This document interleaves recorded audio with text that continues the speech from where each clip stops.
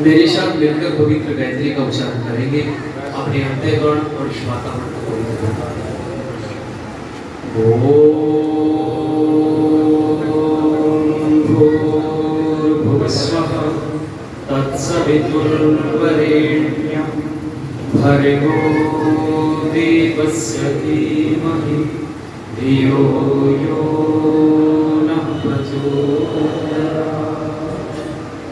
ओम पावकानः सरस्वती वाजेभिर्वाजिनीवती यज्ञं वष्टुभ्यावसु। ओम वही बैठा लो व्याख्यान वेदी आप पर तो विराजे हो जाओ फिर बैठ। कासाय वस्त्रों से सुशोभित भारत स्वाभिमान और पतंजलि ऋषि के अनन्य भक्त पूरे भारतवर्ष में जिनकी ख्याति है, समाज में जाने कितने युवकों को दिशा निर्देश उन्होंने दिया है और अपने जीवन से उनको प्रेरित किया है, ऐसे सम्माननीय स्वामी ब्रह्मवीर जी महाराज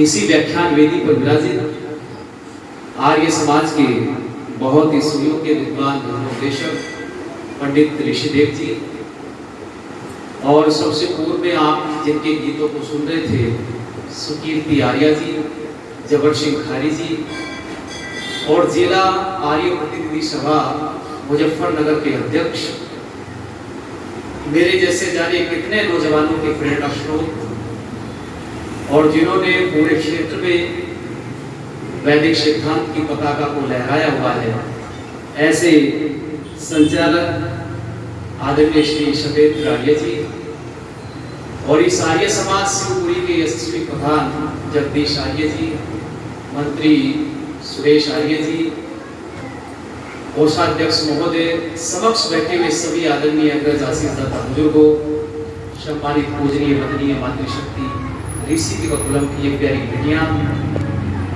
प्यारे बच्चों, बहुत सुंदर कार्यक्रम पिछले 2 दिवसों से आपके बीच में चल रहा है। आज हम सबका सौभाग्य है कि सतेज स्वामी जी आप उपस्थित हुए हैं। मैं तो सतेंद्र जी से कह रहा था कि आज हम स्वामी जी को सुने, लेकिन उनका निवेदन हुआ है तो कुछ बातें मैं आपके बीच में रख रहा हूँ, आप लक्षित होकर के सुनिए। अभी बहुत सारी चर्चाएं आपके बीच में हुई है वैदिक सिद्धांत को लेकर, और मैं बार बार पिछले 2 दिवसों से आपसे कहता आ रहा हूं कि जिस वैदिक सिद्धांत के लिए ऋषिवर देव दयानंद ने अपना जीवन तक कुर्बान कर दिया, उस वैदिक सिद्धांत को लोगों ने जानने का प्रयास नहीं किया।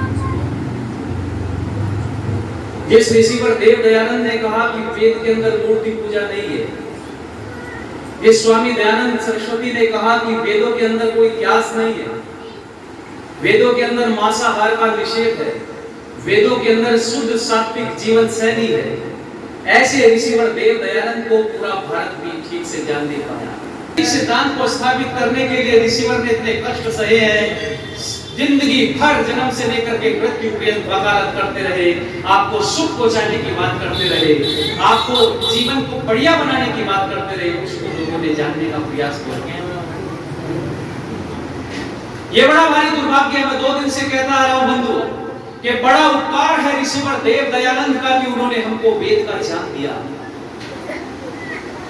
क्योंकि सब प्राणी संसार में जितने भी प्राणी हैं सब क्या चाहते हैं, बोलो जरा, सुख चाहते हैं। अच्छा, सुख चाहते हैं तो ये पता करना पड़ेगा कि सुख मिलेगा कहां से, या ऐसे ही सुख प्राप्त हो जाएगा।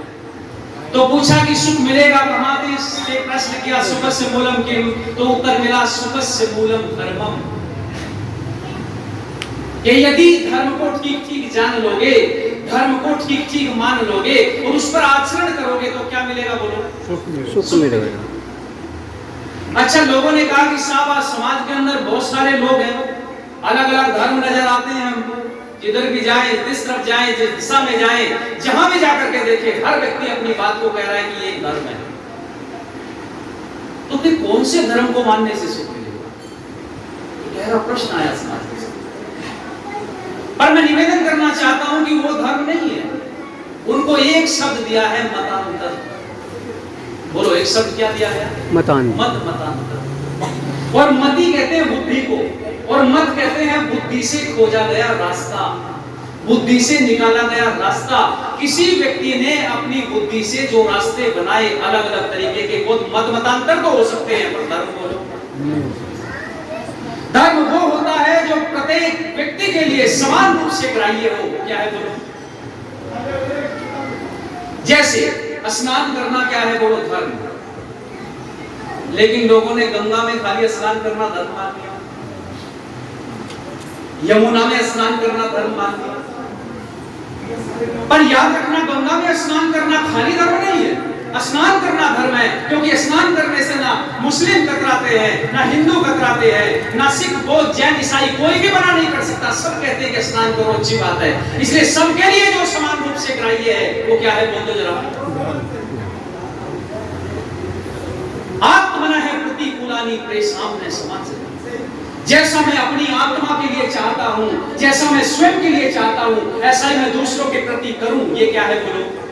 धर्म है। और जो इसको ठीक ठीक जानता है, मानता है, ऋषि ज्ञानंद कहते हैं कि वो व्यक्ति धार्मिक है और उसी को सुख प्राप्त होगा। अब कहा जी, ये धर्म तो बहुत सारी पुस्तकें हैं बाजार में, सब अलग अलग तरीके से धर्म का रास्ता बताती हैं। तो पूछा, धर्मस्य मूलम किम? धर्म की जानकारी कहां से मिलेगी? धर्म को ठीक ठीक पता कहां से चलेगा?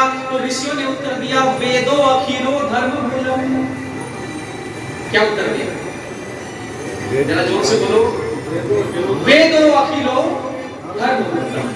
अखिल, अखिल में पूर्ण रूप से सारे विश्व का, किसी राष्ट्र विशेष का नहीं, किसी क्षेत्र विशेष का नहीं, किसी व्यक्ति विशेष का नहीं, किसी स्थान विशेष का नहीं, बल्कि अखिल संपूर्ण विश्व के रूप में एक ही धर्म है। और वो कहां से निकलता है? वेद से। वेद के पास जाना पड़ेगा, वेद की शरण में जाना पड़ेगा। यदि वेद के पास नहीं जाओगे तो धर्म की ठीक ठीक जानकारी नहीं मिलेगी, और धर्म की ठीक ठीक जानकारी नहीं मिलेगी तो सुख नहीं मिलेगा। इसलिए सीधा अर्थ हुआ कि यदि सुख प्राप्त करना चाहते हो तो क्या पढ़ना पड़ेगा बोलो? वेद को पढ़ना पड़ेगा। लेकिन एक व्यक्ति कहने लगा, जी वेदस्य मूलम किम? कि वेद का मूल भी बता दो। जब इतनी सारी बात बता रहे हो तो वेद का मूल क्या है? तो जरा मैं आपसे पूछना चाहता हूं, वेद कहां से आया? ईश्वर से। वेद का मूल जरा जोर से बोल दो, कौन है? ईश्वर है। लेकिन वो व्यक्ति कहने लगा कि वेद ईश्वर ने दिया है, बहुत अच्छी बात है, लेकिन जरा ये भी बता दो, ईश्वरस्य मूलम किम? ईश्वर का मूल क्या है? तो याद रखना, बंधुओं, बड़ा सुंदर सा उत्तर देते हैं निरुक्तकार।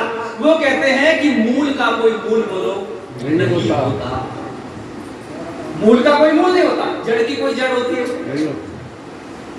जड़ स्वयं में जड़ होती है। ईश्वर का कोई मूल नहीं है। ईश्वर कण कण में व्याप्त है, जगह जगह में व्याप्त है। और मैंने कहा था आपको, ईश्वर सत्य है, तीनों कालों में है, भूतकाल में भी था, वर्तमान में भी है, और भविष्य में भी बोलो रहेगा। वो शाश्वत है, वो अनादि है, इसका कोई अंत बोलो नहीं। इसलिए ईश्वर को जानने के साथ ही सुख मिलेगा। पर कुछ लोग भ्रमित हो जाते हैं, जो अच्छे मार्ग पर चल रहे हैं, बढ़िया मार्ग पर चल रहे हैं, श्रेष्ठ मार्ग पर चल रहे हैं, समाज का भला करते हैं, उत्तम कार्य करते हैं, लेकिन फिर भी थोड़े बहुत कष्ट आ जाते हैं तो विचलित हो जाते हैं। अच्छा, जरा माताओं बहनों, मैं आपसे पूछना चाहता हूं, खाली सुख ही सुख मिलता रहेगा तो दुख एक दिन महंगी पड़ जाएगी।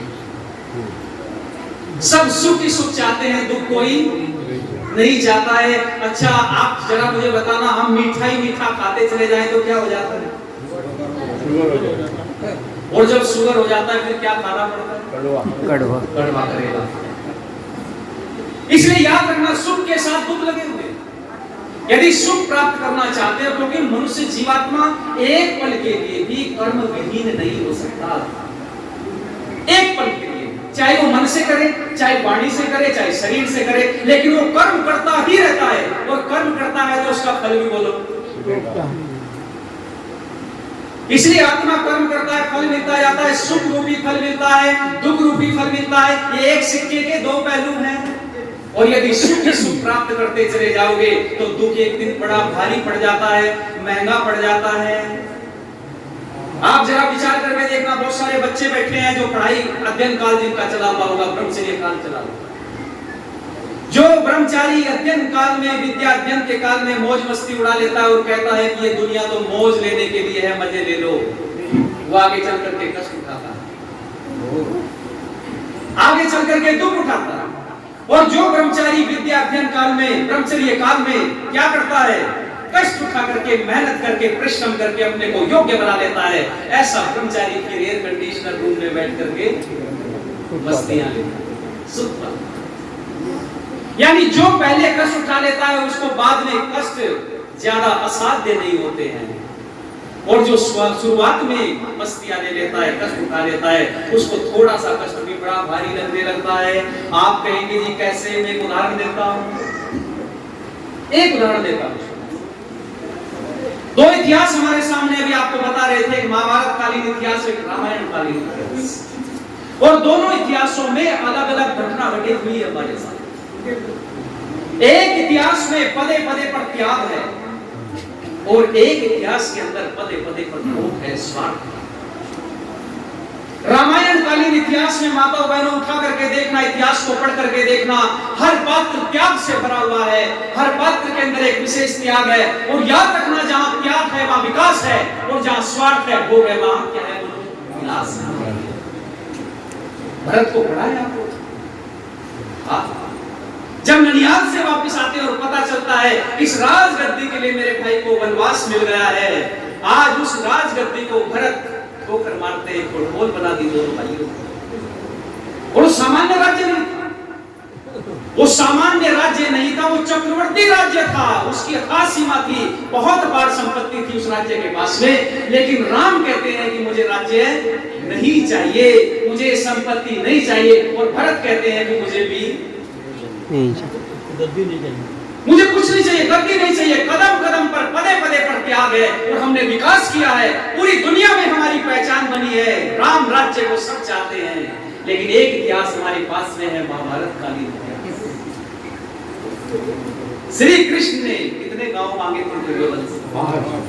5 गांव, और कहा था कि ये 5 पांडव हैं, तुम्हारे भाई हैं, तुम 5 गांव दे दो, काम चल जाएगा। लेकिन दुर्योधन का उत्तर क्या था कि बिना लड़े सुई की नोक के बराबर भी राज्य नहीं दूंगा। ये त्याग था या स्वार्थ था? और स्वार्थ था तो क्या हुआ बता दो जरा। बड़ा भारी विनाश हुआ, और ऋषिवर देव दयानंद ने तब कठोर शब्दों में कहना पड़ा कि ये दुर्योधन जो है ना, ये गोत्र हत्यारा है, क्योंकि वहां त्याग नहीं था, स्वार्थ। और जहां कदम कदम पर स्वार्थ भरा होता है वहां विनाश की गति होती है, विनाश इस तरफ बढ़ने लगता है। इसलिए मैंने आपको बताया 2 इतिहास आपके हैं, और इन इतिहासों से हमें सीखने की जरूरत है।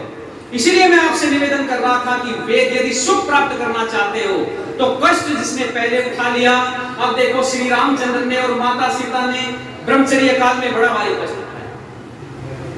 श्रद्धेय स्वामी जी बैठे हैं, गुरुकुल को चलाते हैं, और गुरुकुल के अंदर जब ब्रह्मचारी प्रवेश करता है, जो उपनयन संस्कार होता है, उस उपनयन का संस्कार के समय ही उसको कठिन तपस्या कराई जाती है। आप जानते हो ब्रह्मचारी के केस छेदन हो जाते हैं, सब केस काट दिए जाते हैं। केस काटने के साथ साथ उसको पहले पैरों में शूज जूते पहनने का भी अधिकार बोला, तेल लगाने का अधिकार से, यानी जितना ज्यादा से ज्यादा ब्रह्मचारी कष्ट उठाएगा आने वाले जीवन में उतना ही बोलो। और कई लोग कहते हैं साहब गुरुकुलों के अंदर तो ये सब काम इसलिए होते थे कि गरीबी थी। वो अनभिज्ञ हैं, वो जानते नहीं है देश सोने की चिड़िया रहा है, कितनी भी लूट क्यों न हुई हो, लेकिन कभी भी ये देश गरीब बोलो नहीं हुआ। हमने तो दुनिया का पालन किया है, इस भारतवर्ष में दुनिया का पालन किया है, इसलिए इसको क्या कहते हैं? भारत माता। कोई और भी देश है जिसको माता कहते हैं? 1 लाख मुझे उठा के 208 देशों में से किसी भी देश के लिए मां शब्द प्रयोग नहीं होता, मां केवल भारत के लिए प्रयोग होता है, क्योंकि भारत ने सदा से सबका पालन किया है। सदा से सबका पोषण किया है और पालन पोषण करने वाली निस्वार्थ भाव से वो माई होती है। इसलिए भारत माता ने सबका पालन किया है, माँ है। यहाँ गुरुकुल में ब्रह्मचारी बड़ा भारी कष्ट उठाता है और श्री रामचंद्र भी गुरुकुल में आते हैं, बड़ा भारी कष्ट उठा लेते हैं। और जब 14 वर्ष का वनवास मिलता है लोगों, तब ये श्री रामचंद्र के चेहरे पर लेस मात्र भी कष्ट बोलो। वो जानते थे कि मैं गुरुकुल में रहा हूँ, गुरुकुल में रह करके मैं ऋषि वशिष्ठ से बहुत कुछ सीखा है, गुरुकुल में रह करके मैं ऋषि विश्वामित्र से बहुत कुछ सीखा है। और इतना सीखने के बाद में इतने परिपक्व हो गए कि 14 वर्ष के वनवास में हंसते हंसते जाते हैं। लेकिन एक इतिहास और है हमारे पास में, महाभारत में केवल कितने वर्ष का वनवास हुआ था जी? 12 वर्ष। और 1 वर्ष ही बीता था, उसका सीता है 14 वर्ष तक त्याग करती है, 14 वर्ष तक वनों में जाती है, खुश रहती है। और एक तरफ द्रौपदी है, 1 वर्ष ही बीता था, तुरंत कह दिया युधिष्ठिर से और अर्जुन से कि जल्दी से लड़ करके राज्य वापस लो, ऐसे चलने वाला। कारण क्या बना कि पहले सुख भोग किया था, जिंदगी भर जितना भी जीवन जिया सारा सुख से बीता, और बाद में जब कष्ट आए तो वो कष्ट साध्य नहीं रहे। इसलिए मैं आपसे निवेदन करना चाहता हूं कि सुख के साथ साथ दुख उठाने की भी आदत डालो। तो यदि सुख के साथ दुख उठाने की आदत डालोगे तो जीवन धन्य हो जाएगा। इसके बंधुओं, आज इस अवसर पर केवल इतना ही मैं कहना चाहूंगा आप लोगों से कि वेद को जाने बिना सुख प्राप्त हो नहीं सकता। और आज जिस ऋषि की हम बात कर रहे हैं, स्वामी दयानंद सरस्वती के साथ साथ एक ऐसे महापुरुष का भी आज जन्मदिन हम सब लोग मना रहे हैं, योगीराज कृष्ण का। कृष्ण वास्तव में महापुरुष थे, बहुत बड़े योगी थे। और दोपहर के समय में निश्चित रूप से हम इस विषय को पूरा एक्सप्लेन करेंगे। आज हमारे बीच में श्रद्धेय स्वामी जी हैं, हम सब उनको बैठ करके लक्षित होकर के सुनेंगे और बेटियों का कार्यक्रम भी होगा। ये थोड़ी सी चर्चा आपने लक्षित होकर सुनी है। सभी का बहुत बहुत आभार, बहुत बहुत धन्यवाद। बहुत बहुत धन्यवाद शास्त्री जी का।